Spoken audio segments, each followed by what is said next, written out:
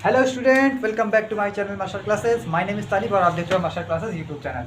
आइए आज हम कक्षा 10 विज्ञान अध्याय 10 प्रकाश का परावर्तन तथा अपवर्तन वाले चैप्टर को आगे बढ़ाते हैं और बहुत ही अच्छा इम्पॉर्टेंट टॉपिक जो कि है दर्पण की वक्रता त्रिज्या तथा फोकस दूरी में संबंध। इस बात को तो मुझे पता है कि मैंने पहले वीडियो में बताया था आपको। इसके पहले r बराबर 2f होता है, r बराबर 2f ये होता है। लेकिन ये कहाँ से आया, ये आपको हो सकता है आपके स्कूल में या आपके पढ़ाने वालों में, जो भी जहाँ से भी आप पढ़ते हो स्कूल में, वो आपको ना बताया गया हो। ये सिर्फ आपको ये बता दिया गया हो कि दर्पण की वक्रता त्रिज्या फोकस दूरी की दुगनी होती है। ये ऐसे बता दिया गया होगा कि वक्र फोकस दूरी वक्रता त्रिज्या की आधी होती है, यही दोनों में संबंध है। बस ऐसा ही लिखवा दिया गया होगा आपको। लेकिन मैं आज आपको प्रूफ करके दिखवाने वाला हूँ कि ये असल में सच में ऐसा होता है। ये प्रूव करूंगा मैं, और ये एग्ज़ाम में आ सकता है, इम्पॉर्टेंट है। ठीक है, तो इसके लिए एक बात और बता दूं मैं कि जो भी चीज़ हम पढ़ रहे हैं वो बहुत ही दर्पण में बहुत पतले दर्पण के लिए पढ़ रहे हैं। और पतले दर्पण में क्या होता है कि जो थीटा होता है ना, वही tan थीटा होता है। मतलब कोई tan थीटा लें, त्रिकोणमिति में आपने पढ़ा होगा मैथ में कि थीटा ही tan थीटा के बराबर होता है। तो अभी मैं उसको समझा दूंगा आपको, छोटी सी बात है, जल्दी समझ में आ जाएगी, कोई बहुत कठिन नहीं है।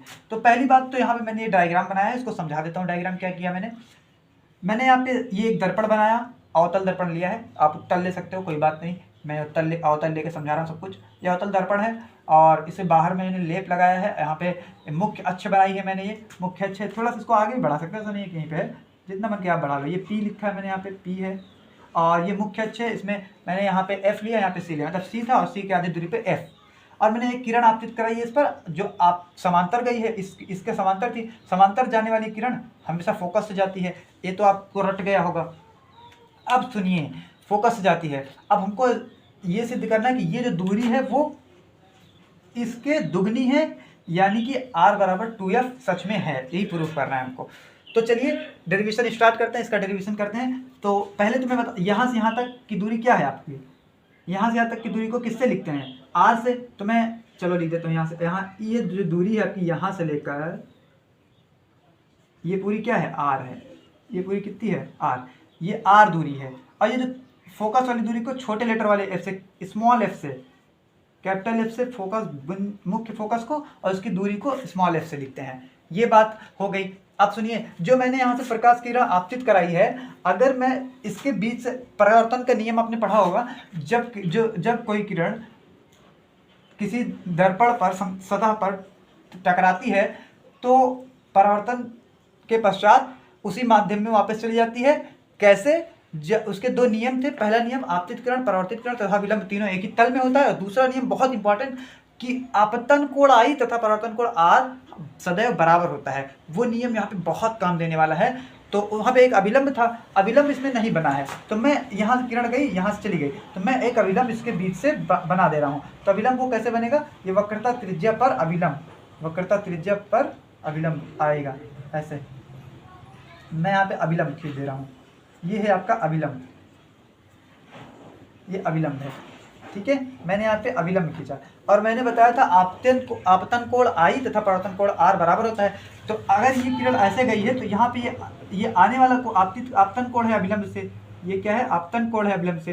तो ये जितना होगा उतना ही ये होगा, उतना ही क्या होगा ये, क्योंकि आपतन कोण I तथा परावर्तन कोण R बराबर होता है। तो माना कि ये आपतन कोण थीटा है, माना कि ये आपतन कोण थीटा है। थीटा ग्रीक वर्ड का एक, ग्रीक भाषा का एक अक्षर है, वही है थीटा। ठीक है, ग्रीक का है या फिर लैटिन भाषा का है, कहीं का है मुझे नहीं पता। तो यहाँ पे थीटा को हमने कंसिडर किया, कहीं का भी आप देख लेना उसको। तो यहाँ ये भी क्या हो जाएगा, थीटा। डेरिवेशन बहुत ध्यान से सीखिएगा, बहुत आसान है डेरिवेशन। ये थीटा है तो ये भी थीटा होगा, क्योंकि दोनों बराबर होते हैं ना। अगर ये I और R बराबर होता है तो मैंने कहा इसको थीटा, तो ये भी तो थीटा होगा, थीटा। ठीक है, अब आप ध्यान से देखिए, ये वाली किरण इसके समांतर है। और आपने मैथ में पढ़ा होगा कि जब कोई किरण अगर समांतर होती है तो दो समांतर, और ये उसके बीच से दोनों समांतर रेखाओं को कट करने वाली लाइन है। तो समांतर रेखाओं के बीच एकांतर कोण जो होता है वो बराबर होता है। तो ये वाला कोण जितना है इसमें होता है, वही कोण ये भी होता है। अगर ये थीटा है तो ये भी थीटा होगा, अगर ये थीटा है तो ये भी थीटा होगा। अगर ये सपोज करिए ये 40 डिग्री है, तो ये भी तो 40 डिग्री होगा क्योंकि एकांतर कोण है। तो इस तरह से अगर मैंने कहा कि ये आपका थीटा है, ये पूरा थीटा है, देखो ये थीटा और ये थीटा, ये पूरा क्या है, अगर मैं इसको देखूँ, ये वाला पूरा देखूँ और ये इतना देखूँ, ये इतना हिस्सा, तो आपको क्या समझ आ रहा है, ये वाला और ये वाला बराबर होना चाहिए। तो ये तो थीटा है, ये थीटा है, दोनों मिला के थीटा थीटा, यानी कि 2 थीटा, 2 थीटा है, ये पूरा 2 थीटा, तो ये भी तो 2 थीटा होगा। ये बात समझ में आई कि नहीं आपको, ये पहले आप कमेंट करके बताएं।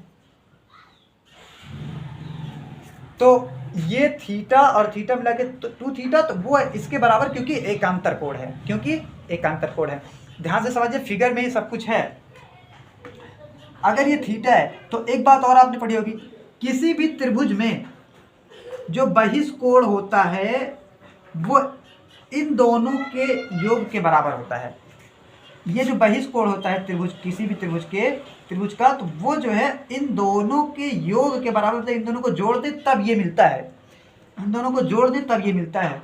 तो ये ध्यान से देखिए, इसको ये वाला ये ना, अगर ये सिर्फ इस त्रिभुज में देखिए आप, इस त्रिभुज में देखिए, इस त्रिभुज में इस त्रिभुज में ये देखो बहिष्कोण, ये सब हाँ भूल जाइए, सिर्फ त्रिभुज को देखिए इतना, ये त्रिभुज खाली देखिए, ये वाला, ये तो ये वाले त्रिभुज में ये इतना थीटा है और ये 2 थीटा है, तो ये 2 थीटा और ये थीटा और ये एक कोण है, इन दोनों को जोड़े तब 2 थीटा मिलना चाहिए इसके हिसाब से।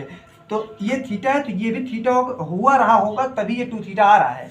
ठीक है, इतना आप नोट कीजिए, फिर मैं आपको बताता हूं इसका डेरिवेशन कैसे करते हैं। मैं हट रहा हूं, इसका स्क्रीनशॉट लीजिए आप। हाँ, आप देखिए यहाँ पे जो दर्पण है मैंने यहाँ पे बना दिया और आप लोग को समझ में आ गया होगा मैं क्या कह रहा हूँ। तो आइए डेरिवेशन स्टार्ट करते हैं। सबसे पहले आपको पता, वक्रता, दर्पण की वक्रता, त्रिज्या तथा फोकस दूरी में संबंध। जब दर्पण का द्वारक बहुत छोटा होता है तो क्या होता है कि दर्पण का द्वारक जब छोटा होता है तो वक्रता त्रिज्या जो है वह फोकस दूरी की दोगुनी होती है। ठीक है, यही बात है, यही सिद्ध करना है अपने को। तो माना क्या ले लेते हैं हम, त्रिभुज सबसे पहले त्रिभुज का नाम दें। त्रिभुज डेरिवेशन स्टार्ट करें। त्रिभुज ए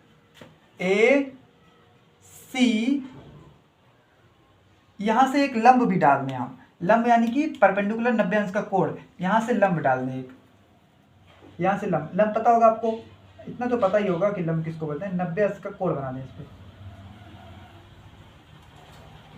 ये 90 अंश का कोण, और यहाँ एफ है, रुको इसको थोड़ा जो कर, इसको हम कह दें, ये एफ है, इसको हम कह दें ये पॉइंट एम है। तो 90 अंश का कोण बनाने का मतलब है कि ताकि हम उसमें टेन थीटा, साइन थीटा ये सब लगा सकें। आप मैथ में पढ़े होंगे, साइन कॉस टेन ये सब चीज़ें पढ़ के आए होंगे। आप नहीं पढ़ा तब भी कोई बात नहीं, बस छोटा सा डेरिवेशन आपको समझ में आ जाएगा। लगभग बच्चे पढ़े होंगे, मुझे पता है, उम्मीद है।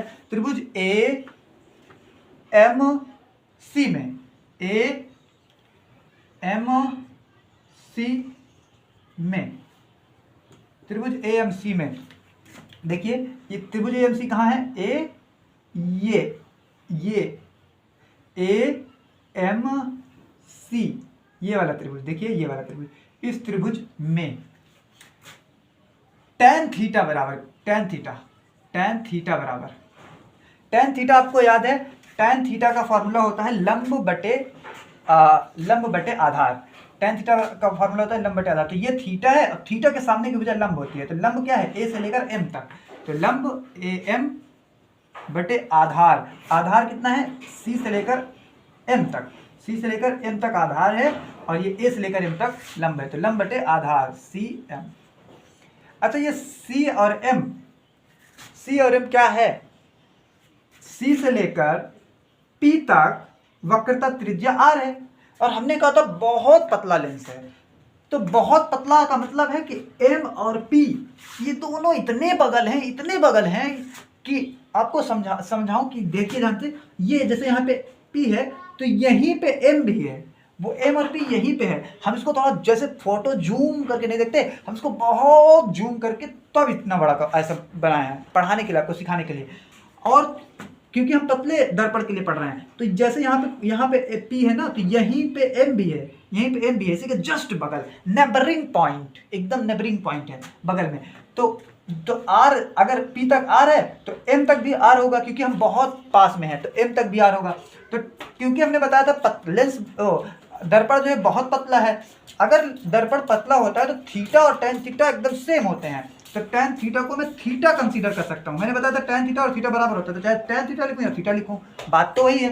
तो एम, ए से लेकर एम तक, ए से लेकर एम तक ऐसे रहने देता हूँ, लेकिन सी और एम को, सी से लेकर एम तक ये तो पी के बराबर है, पी के बराबर, आर के बराबर है। वक्रता त्रिज्या जितनी है, वक्र त्रिज्या यहाँ से यहाँ तक है, क्योंकि एम इसी के एकदम बगल वाला पॉइंट है, एकदम बगल, इतना थोड़ा सा गैप है, मतलब एकदम उसको ना के बराबर मान सकते हैं, इसलिए हम आर पूरे को आर ही कह दे रहे हैं कि सी से लेकर एम तक आर ही है, तो मैंने आर ही लिख दिया। इसको मान लेते हैं इक्वेशन नंबर 1, इक्वेशन नंबर 1। अब आइए त्रिभुज लेते हैं दूसरा। कौन सा त्रिभुज? त्रिभुज कौन सा? ए एम एफ, ये वाला छोटा सा जो त्रिभुज दिख रहा है, ये वाला, इसमें ये त्रिभुज ए एम एफ में, ए एम एफ में, इसमें tan थीटा लगा के चेक करें। tan थीटा बराबर लंब बटे आधार, तो थीटा इसमें क्या है? 2 थीटा है, तो tan थीटा में लिख के हम 2 थीटा लिखेंगे, कि हमारे पास इस बार थीटा नहीं है बल्कि 2 थीटा है, तो tan 2 थीटा, तो थीटा के सामने मुझे लंब, तो ए से लेकर एम तक लंब है, फिर से ए से लेकर एम तक लंब बटे आधार, आधार एफ से लेकर पी तक, एफ से लेकर पी तक, एफ से लेकर पी तक, यही आधार है, सॉरी एफ से लेकर एम तक, एफ से लेकर एम तक, अब की पी आएगा ना, एफ से लेकर एम तक, ये आधार है। इस त्रिभुज की बात करें तो इस त्रिभुज में ए एम लंब बटे आधार एफ और एम, ठीक है, लिख दिया। तो फिर से वही बात कि दर्पण बहुत पतला है, इसलिए बहुत छोटा है, उसका जो परावर्तक है वो बहुत छोटा है, बहुत पतला है, इसलिए थीटा tan थीटा लिखें, tan 2 थीटा लिखें, चाहे 2 थीटा लिखें, बात वही है। तो 2 थीटा बराबर होता है, मतलब 2 थीटा लिखें चाहे tan 2 थीटा लिखें, दोनों सेम है, तो 2 थीटा बराबर एम, एम ऐसे कैसा रहने दें, बटे एफ एम क्या है? एफ एम, ये एफ एम जो है वो एफ पी के बराबर है। क्यों? क्योंकि बताया कि मैंने एम है ना, वो एकदम बगल है, इसको दूर मैंने आपको पढ़ाने के लिए कहा है कि नेबरिंग पॉइंट, एकदम बगल वाला पॉइंट है, एकदम बगल वाला। तो एफ पी को हम एम डायरेक्ट केवल लिख सकते हैं एफ, स्मॉल एफ, ये इसको इक्वेशन नंबर दे दें 2। छोड़ो इक्वेशन मत दो, इसको इक्वेशन मत दो, यहाँ पे देखो थीटा की वैल्यू है ए एम बटे आर, थीटा की वैल्यू है ए एम बटे आर, तो यहाँ पे इस थीटा को हटा के हम उसके जगह पे ए एम बटे आर को फिट कर दें, उसको हटा के फिट कर दें। हाँ, इक्वेशन यहाँ पे लिख देते, थोड़ा सा जगह बच जाए, ठीक है। आओ इसको करते हैं, 2 थीटा की जगह पे क्या है हमारे पास? थीटा बराबर ए एम बटे आर है, ए एम बटे आर, तो थीटा यहाँ था, थीटा की जगह क्या लिख दें? ए एम बटे आर, तो ए एम बटे आर लिख दें, ए एम बटे आर, ठीक है। और बराबर में क्या है आपका चल रहा है? ए एम बटे स्मॉल एफ, ये चल रहा है बराबर में। देखिए दोनों तरफ ए एम और ए एम है, सेम, इसको दोनों को काट देंगे, खत्म हो गए, कैंसिल। तो यहाँ पे 2 बटे आर बराबर इधर 1/f, मतलब 1 बटे एफ, ये आपका आया। यहाँ पे बगल में लिख देंगे समीकरण 1 से, समीकरण 1 से किससे? समीकरण 1 से क्या लिए हैं हम? समीकरण 1 से हम लिए हैं कि थीटा बराबर ए एम बटे आर होता है, इसको लिए थे 2 बराबर, यहाँ पे इसको क्या करें? एफ को इधर ले लें और आर को इधर ले लें, तो यहाँ पे एफ को इधर लेंगे, एफ को 2 से मल्टीप्लाई हो जाएगा, 2f हो जाएगा, और इधर आर को इधर ले लेंगे तो आर बन जाएगा आर। तो अगर इसको थोड़ा सा पलट के लिख दे तो आर बराबर क्या हो जाएगा? 2f, जैसा कि हमने कहा था कि r बराबर 2f, यही होता है रिलेशन बिटवीन दर्पण की वक्रता त्रिज्या और फोकस दूरी के बीच संबंध, यही होता है relation between radius of curvature and focus distance के बीच में जो संबंध होता है वो r बराबर 2f होता है। मैंने बताया था और करके दिखा भी दिया, मुझे लगता है आपको क्लियर होगा। मिलते हैं नेक्स्ट वीडियो में, नेक्स्ट क्लास में, और इसके आगे का पोर्शन डिस्कस करेंगे। Thanks for watching, all the best.